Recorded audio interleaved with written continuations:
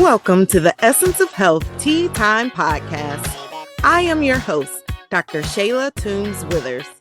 As a double board-certified family and obesity medicine physician with over 12 years of experience in medicine, I teach motivated individuals how to achieve their desired quality of life while preventing and reversing chronic diseases.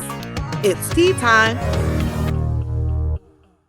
On today's episode of the Essence of Health Tea Time Podcast, I have a special guest, Dr. Simran Malhotra. Dr. Simran is a triple board certified physician in internal medicine, hospice and palliative care, and lifestyle medicine, as well as a certified health and wellness coach. She practices part-time in clinical medicine and has been named a top doc for several years by Baltimore Magazine in palliative medicine.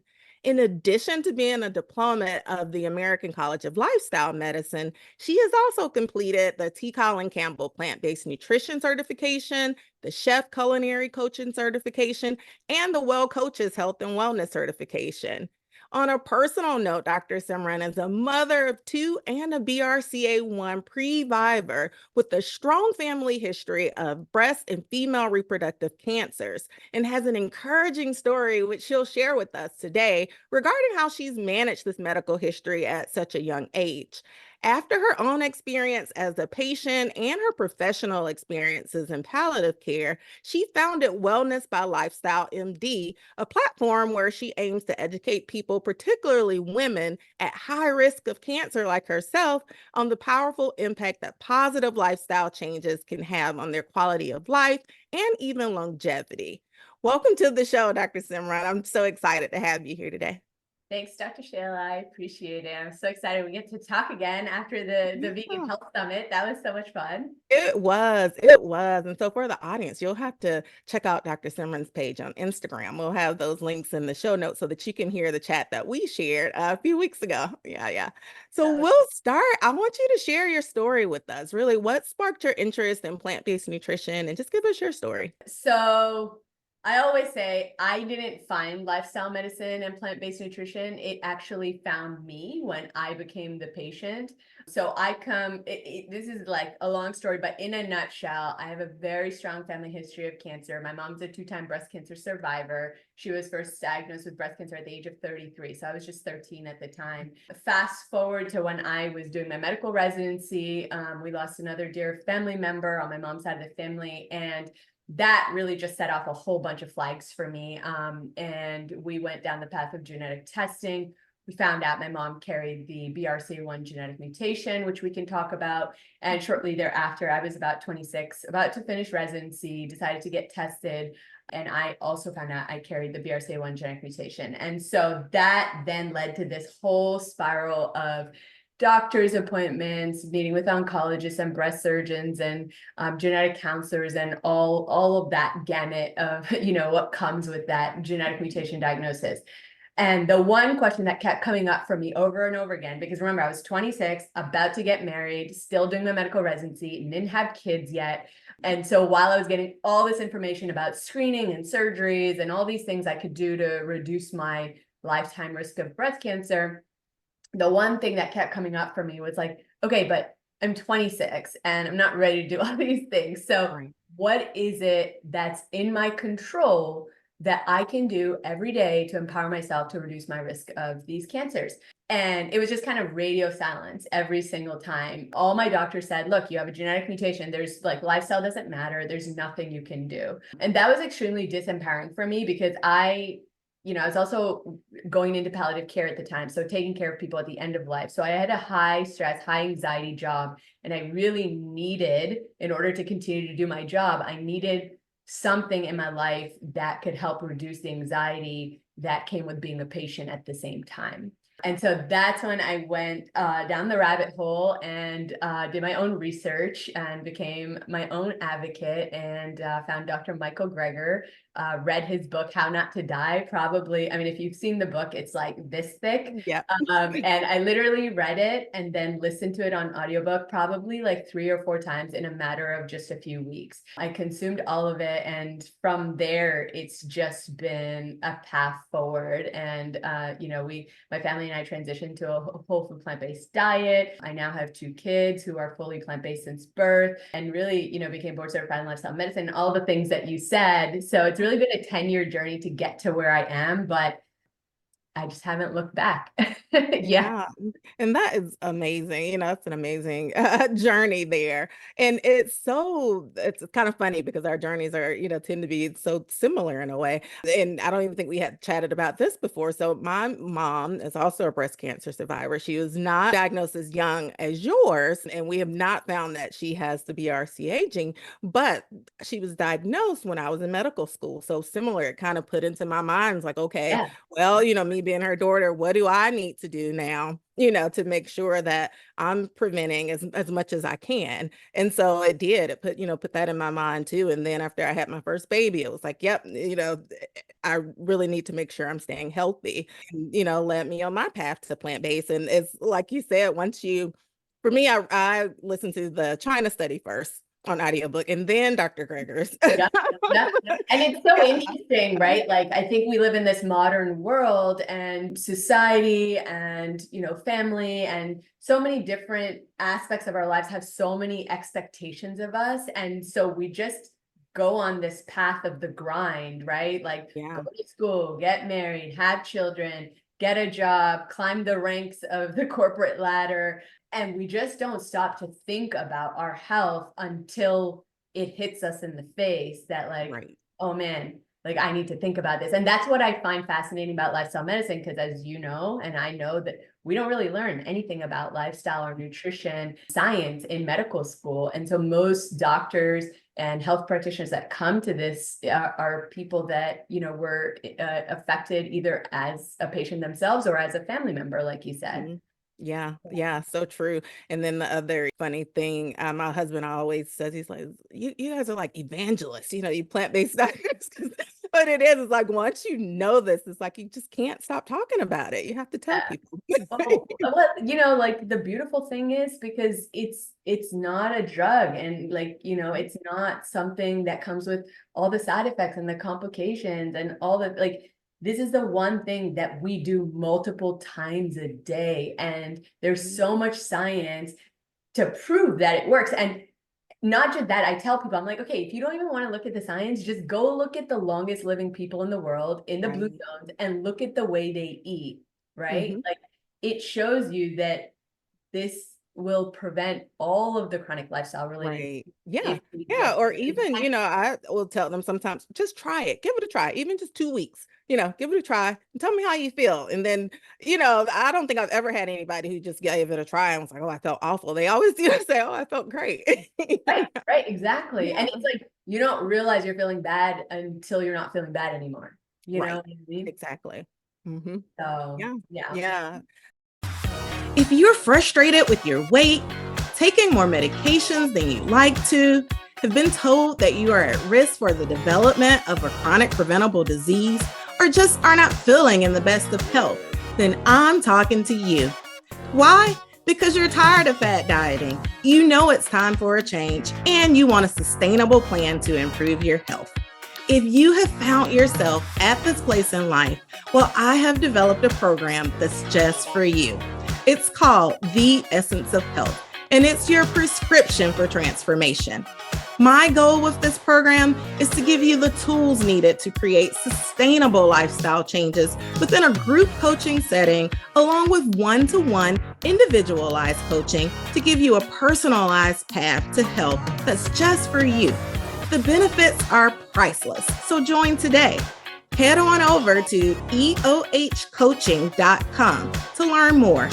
The essence of health is in you. So share with us a bit more. We've talked about these BRCA genes. And so for our audience out there, share with us more about what that is and how these genetic factors play a part in female cancer risk. It's not something that most people are familiar with, but what I what I usually say to spark people's attention is think about Angelina Jolie. And some years ago, it was all over the news. And she shared that her mother carried, and she carries a BRCA1 genetic mutation, and she ended up doing preventative surgery. Then, so what's important for us to know about the BRCA1 gene is that we actually all carry it. It's a normal gene that we're all born with. And when it works properly, its actual role is it's an oncoprotective gene, meaning it actually protects us from a variety of different cancers, including breast and ovarian and prostate if you're a male.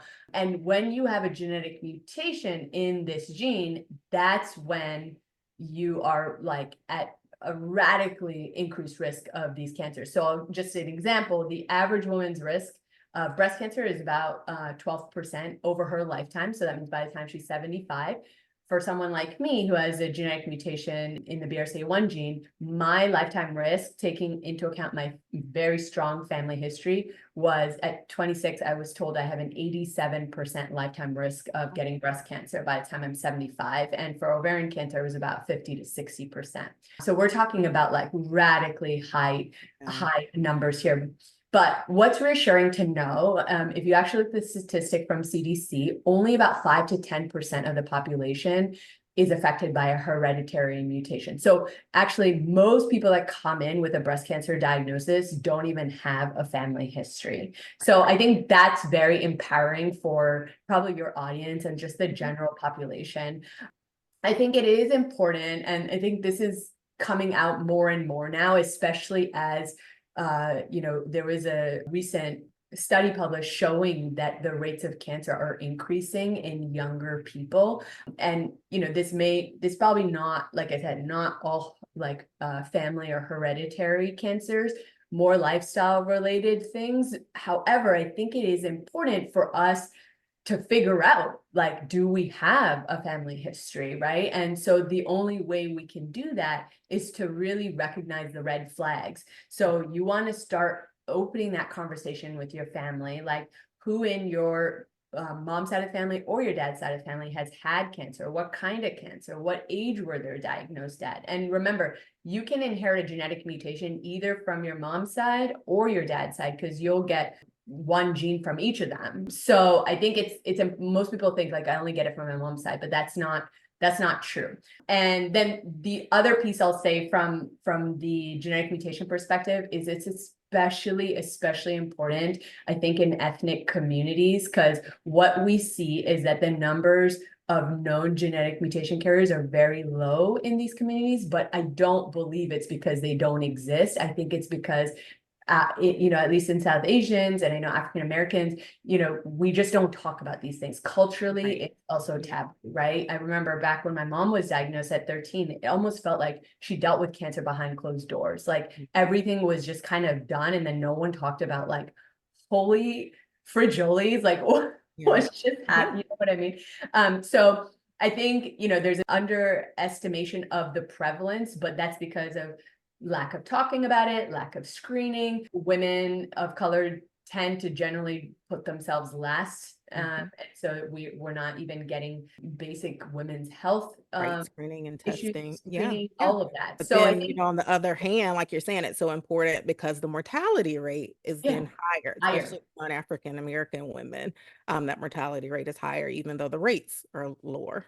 So. Right. And I'll tell you from a palliative care perspective, right? Because a lot of people are just kind of also like just scared, like, I don't want to know. However, when you're diagnosed with a stage 3 or 4 breast cancer or a stage 3 or 4 ovarian cancer, the treatments are not as effective at that stage, later stage. And you end up actually shortening your life, and the life that you are living tends to be in and out of the hospital, even with these very advanced and cool treatments that we now have. And so if you're screening, if you're talking about it, if you are at risk of genetic mutation, there's so much that we can do now to empower ourselves to continue to reduce our risk from a technology perspective, like, screening and surgeries, but also from a lifestyle perspective. So I think that's just really a huge thing to point out. Yeah, yeah. And I'm so glad you mentioned too, for people just to talk to their family members. As a family doctor, when I'm doing that new patient intake or that history, I will tell you there's so many times I'll ask, well, do your parents have any health conditions? Is this, or this running your family? And people truly, they are like, I don't know. I don't know what my mom had, or I don't know what, such and such passed away from.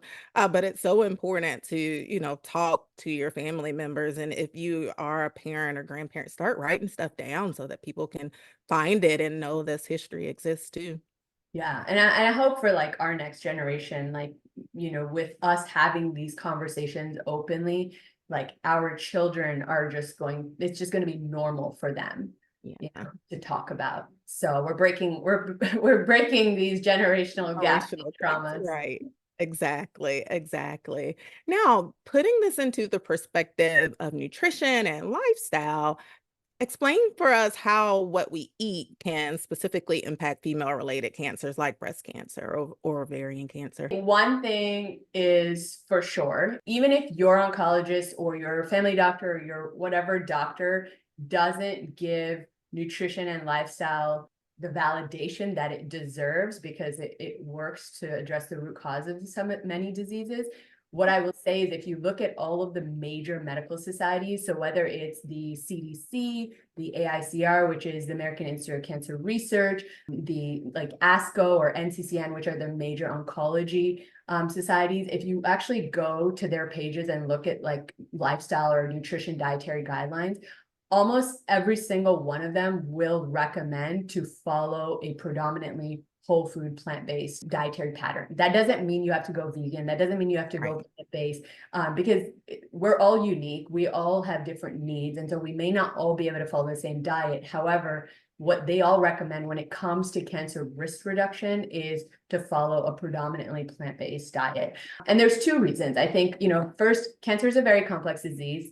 I have taken care of people at the end of life who were vegan and who did all the right things and they still got cancer and they still passed away. And so this is not to say that if you do a certain thing that it's going to 100% prevent cancer, but it's really about coming from a place of empowerment and saying, okay, these are the things that we know can reduce the risk. So let's, take in that and do what is in our control to reduce our risk, right? So when it comes to cancer, there's two factors that I really think of that are really important. So one is to optimize your immune system and have a healthy immune system. And then number two is to reduce inflammation in the body. And a lot of that really starts in our gut, both of those things. And so gut health, I really think, is so important to optimize for cancer risk reduction. So when you are eating a mostly whole food plant-based diet, and I mean, I'm assuming the people that listen, your audience probably already knows what that means because you probably talk about it, but we're talking about, really in the simplest terms, eating the rainbow, right? Fruits that come from earth in their natural form that have not been processed, fruits, vegetables, whole grains, nuts, seeds, beans, legumes, those sorts of things, right? So we know that this sort of dietary pattern is high in nutritional density and it's very anti-inflammatory. So there's a couple of things when it comes to breast cancer in particular. We don't have as much data or science for ovarian cancers, but what I'm going to say could actually apply to all cancer risk reduction. I'm going to say. But when we're talking specifically for breast cancer, there's a few things that you get from this dietary pattern. Number one is antioxidants. So when you think about, when we say eat the rainbow, what that means is every single, think about all the different colors you get from different plant foods. Those signify their antioxidant capabilities. And antioxidants, basically what they do is there's something called free radicals that develop in our body just from waking up every day and the general processes our body has to take to keep us alive, our environment, and all the different influences that we have can develop free radicals. And over time, these free radicals can lead to DNA damage and, ultimately down the road, sometimes can initiate the process of cancer cells. And so these antioxidants can neutralize these free radicals and destroy them. And so they're actually very protective for our DNA and for our cells. So they also support our immune system. And then number two is fiber. So when you are eating a whole food plant-based diet, you're getting fiber, and fiber is only found in plant foods. And I don't think most people realize that, Yeah. right? It was like one of the first things that like made sense to me. I was like, oh wow, like It is. It's one of once you say it that. and it's like a light bulb, kind of goes off. It's Right. like, oh, that's true. Yeah. Right. And the reality is that if you look at the consumption of fiber in the standard American diet, the average American takes about 10 to 15 grams of fiber a day. And if you look at the recommendations from like the American Cancer Institute or, all of these big cancer societies, they're saying that we should really be eating anywhere from 25 to 30 grams of fiber a day to reduce our risk of cancer. And when it comes to breast cancer in particular, there are studies to show that women who have a high fiber diet actually can and we're talking like 30 grams of fiber a day can drop breast cancer risk by like 40%. So, and fiber is also associated with other cancer risk reduction as well, especially colorectal cancer. So I think those are the two things when it comes to plant-based diets that you really get for cancer risk reduction. And then, I like, and me, because we've talked before, but like, I really like to focus on abundance. So think about all the things you can eat that are going to reduce your risk of cancer. However, having said that, there are a lot of foods out there that are pro-inflammatory and can add to the problem. They can reduce our. Even before you get to that, Dr. Simran, I wanted to touch on because what you're mentioning with the rainbow, and a lot of people don't tend to realize that why we say the rainbow is for folks listening, the different colors of these plant foods, the pigments actually contain these vitamins and these nutrients and these antioxidants that Dr. Simran is just talking about within the pigment. So that's why you want to get all these different colors of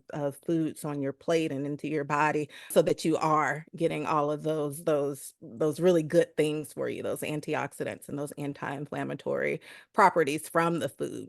And then the other thing I wanted to just even highlight more what you were saying about fiber.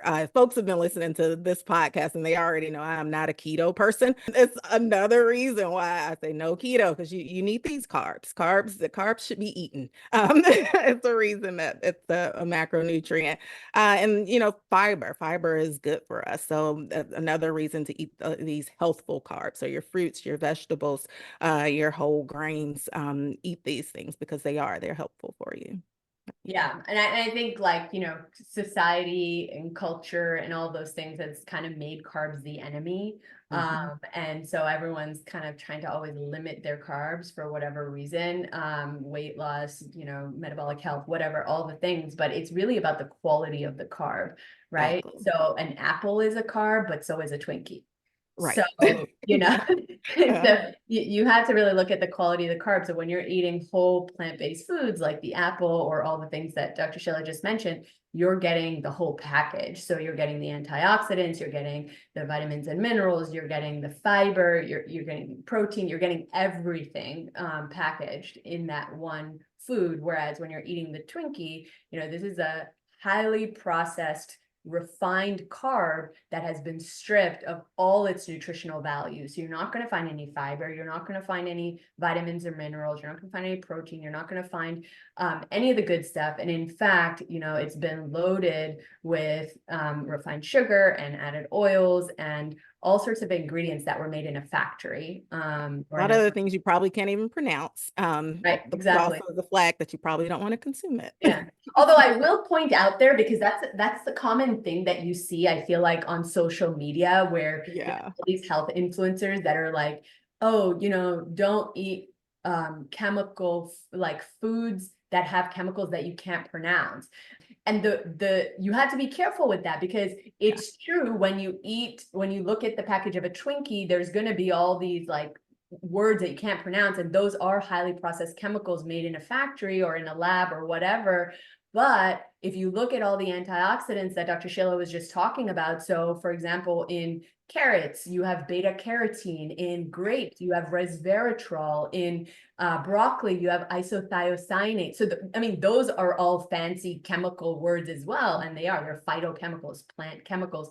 However, those are healthy. So what I'll say is also not all chemicals are bad for you. Right. Yeah. But really the key is the package, because your apple's not going to come on a package. So it's not even going to have a label on it to begin with. So Yeah, exactly. So yeah, great points. Yeah. Thank you for joining me today on the Essence of Health Tea Time podcast. Click the subscribe button on your favorite podcast platform so that you never miss a moment of the Essence of Health Tea Time podcast. Check out the show notes to obtain your free tips for healthy living guide to get you started on your health and wellness path.